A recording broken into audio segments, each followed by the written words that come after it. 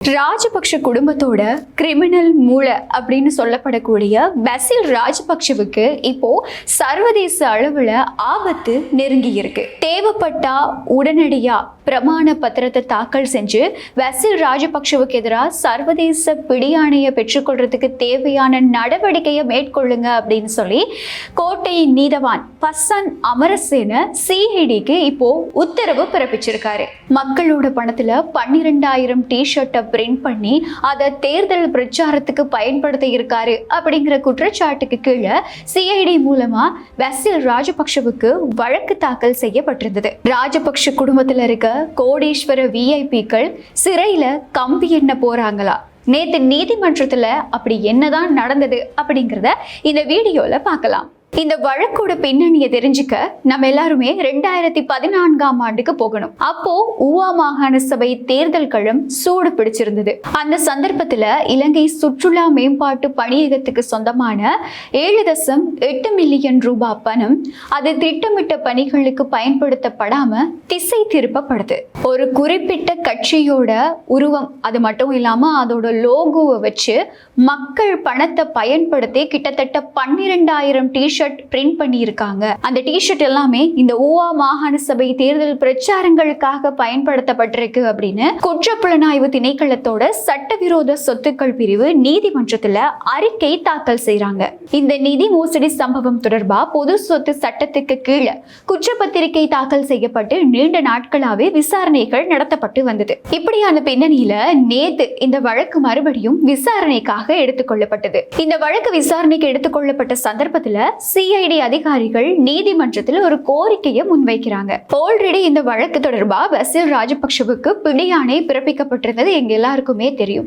நேற்றைய தினம் சிஐடி அதிகாரிகள் நீதிமன்றத்தில் என்ன கோரிக்கை முன்வைக்கிறாங்க அப்படின்னா, மறுபடியும் ஒரு தடவை முன்னாள் அமைச்சர் பசில் ராஜபக்ஷவுக்கு நீதிமன்ற அறிவித்தல் ஒரு நோட்டீஸ் அனுப்புங்க அப்படிங்கிற ஒரு கோரிக்கையை சிஐடி அதிகாரிகள் முன்வைக்கிறாங்க. ஆனா கோட்டை நீதவான் பசன் அமரசேன இந்த கோரிக்கையை அப்படியே நிராகரிக்கிறாரு. அவருக்கு ஆரம்பத்திலேயே பிடியாணை பிறப்பிக்கப்பட்டிருக்கு. ஆனா அவர் நீதிமன்றத்துல முன்னிலையாக தவறி இருக்காரு. அதனால அவருக்கு மறுபடியும் நீதிமன்றம் மூலமா அறிவித்தல் அனுப்பணும் அப்படிங்கிற எந்த ஒரு அவசியமும் கிடையாது. அவர் வெளிநாட்டுல இருக்காரா இருந்தா அவருக்கு சர்வதேச பிடியாணை பிறப்பிக்கிறதுக்கு என்னென்ன நடவடிக்கைகளை முன்னெடுக்கணுமோ, அதாவது இந்த சத்திய கடதாசி நடவடிக்கைகளை முன்னெடுங்க அப்படின்னு சொல்லி கோட்டை நீதவான் பசன் அமரசேன நேற்றைய தினம் ஒரு உத்தரவை பிறப்பிச்சிருக்காரு. நேற்றைய தினம் நீதிமன்றத்துல நடந்தது என்ன அப்படின்னா, முன்னாள் அமைச்சர் பசில் ராஜபக்ஷவுக்கு எதிரான சர்வதேச பிடியாணையை பிறப்பிக்கிறதுக்கான சட்ட நடவடிக்கைகள் இனிமேல் தீவிரப்படுத்தப்பட போகுது. அதற்கான உத்தரவு தான் நேற்றைய தினம் பிறப்பிக்கப்பட்டிருக்கு. பசில் ராஜபக்ஷவுக்கு நாட்டுக்குள்ள 2 பிடியாணைகள் பிறப்பிக்கப்பட்டிருக்கு. ஆனா அவர் இப்போ வெளிநாட்டுல இருக்காரு. வெளிநாட்டுல இருந்து இலங்கைக்கு வர முடியாததுக்கு இப்ப இருக்கக்கூடிய வழக்குகள்ல முன்னிலையாக முடியாததுக்கான காரணம் என்ன அப்படின்னு அவங்க தரப்பு சொல்றாங்க அப்படின்னா, அவருடைய உடல் நலம் நல்லா இல்லை.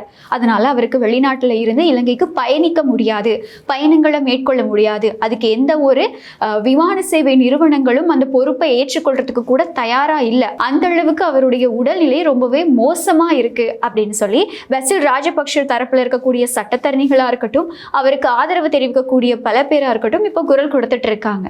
ஆனா நேற்றைய தினம் நீதிமன்றம் அவருக்கு சரியான ஒரு வைத்தியத்தை கொடுத்திருக்கு அப்படின்னு தான் சொல்லணும். இந்த வழக்குல பசில் ராஜபக்ஷ மட்டும் இல்லாம இந்த சம்பவத்துல அவருக்கு குடைபிடிச்ச நிறைய பேர் சிக்கி இருக்காங்க அப்படின்னு தான் சொல்லணும். இந்த நிதி மோசடி சம்பவம் தொடர்பா ஏற்கனவே பிடியாணை பிறப்பிக்கப்பட்டிருந்த சுற்றுலா ஊக்குவிப்பு பணியகத்தோட முன்னாள் நிர்வாக இயக்குனர் ரூமி ஜவுஃபர் நேற்று நீதிமன்றத்துல முன்னிலைப்படுத்தப்பட்டாரு. அவரை எதிர்வரும் 17ஆம் தேதி வரைக்கும் விளக்கமறியல்ல வைக்கணும் அப்படின்னு நீதிமன்றம் உத்தரவிட்டிருந்தது. இந்த சம்பவத்தோட 2வது சந்தேக நபரா பெயரிடப்பட்டிருந்த பணியகத்தோட முன்னாள் தலைவர் பஸ்வர் குணவர்தனவுக்கு தலா 10 லட்சம் ரூபாய் பெறுமதியான 2 சரீர பிணைகள்ல செல்றதுக்கு நீதிமன்றம் நிபந்தனையோட கூடிய பிணை வழங்கி இருந்தது. இலங்கையில மிகப்பெரிய மக்கள் ஆணையோட புதிய ஆட்சி மாற்றம் நடந்தது. இந்த ஆட்சி மாற்றம் நடந்ததுக்கு அப்புறமா கடந்த காலங்கள்ல கடந்த ஆட்சிகள்ல நடந்த ஊழல் குற்றச்சாட்டுகள் எதுவுமே சட்டத்துக்கு கீழே இருந்து தப்பாது அப்படிங்கிறது தான் இந்த அரசாங்கத்தோட மிக முக்கியமான குறிக்கோள். இப்படி இவங்களுடைய குறிக்கோளுக்கு மத்தியில இப்போ நடந்துகிட்டு இருக்கக்கூடிய ஒவ்வொரு ஊழல் சம்பவங்களும், வெளிச்சத்துக்கு வந்துகிட்டு இருக்கக்கூடிய ஒவ்வொரு ஊழல் குற்றச்சாட்டுகளோட தொடர்புடையவர்களுடைய பெயர்களும் இப்போ மக்கள் மத்தியில மிகப்பெரிய எதிர்பார்ப்பை இந்த அரசாங்கம் மேல கொண்டு வந்திருக்கு.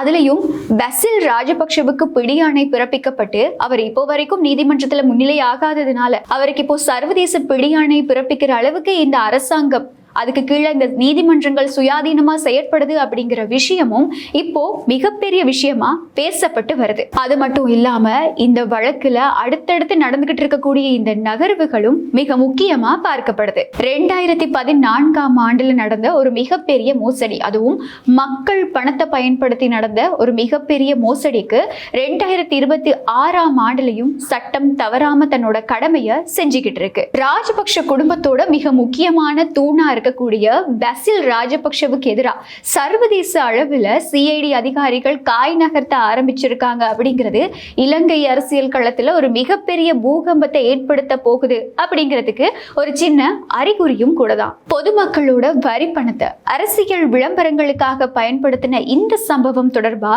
நீங்க என்ன நினைக்கிறீங்க? பசில் ராஜபக்ஷவுக்கு எதிராக சர்வதேச பிடியாணை பிறப்பிக்கப்படுமா இருந்தா அது இலங்கை அரசியலுக்குள்ள எதிர்கட்சிகளுக்கு மத்தியில என்ன மாதிரியான அரசியல் விவாதமா மாறப்போகுது அப்படிங்கிறது தொடர்பா உங்களோட கருத்துக்களை கமெண்ட்ல சொல்ல மறக்காதீங்க. மீண்டும் மற்றும் ஒரு வீடியோல சந்திக்கலாம்.